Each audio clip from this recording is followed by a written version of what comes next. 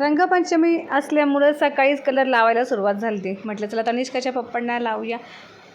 आणि तनिष्काचे पप्पा म्हटलं रेडी होऊन बाहेर चालले होते. म्हटलं पटकन अगदी लावूया.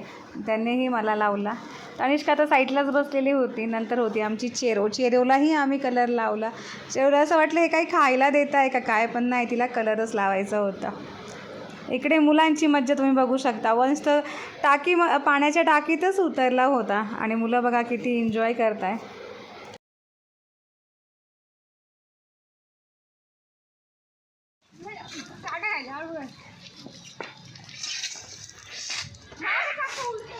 वंशला तर फक्त पाणी खेळायलाच लागतं, दुसरं काहीच नाही. कलर सोडून दिले आणि पाणीच खेळताय सगळे. चेरोला पण कोणीतरी कलर लावला. बिचारी शांत झोपलेली. तुम्ही मजा करा, मी तुम्हाला बघते.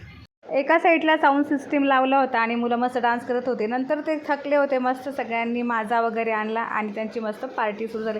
ऊन पण फार होतं आणि सगळे मस्त असं एन्जॉय करत होते. फ्रेंड, आज आहे महिला दिन, तर सगळ्यांना महिला दिनाच्या खूप साऱ्या शुभेच्छा. तुळजाभवानी मर्दानी खेळ प्रशिक्षण तिकडे मी जात होते, तर त्यांनी महिलांसाठी आज मूवी बघण्यासाठी आम्हाला सगळ्यांना सांगितलं का या, आणि ते म्हणे महिलांना तुम्हाला सगळ्यांना त्यातर्फे भेट आहे महिला दिनाची, तर आम्ही तिकडे जाणार आहे. माझ्या फ्रेंड्स येणार आहे आणि आम्ही तिकडे जाणार.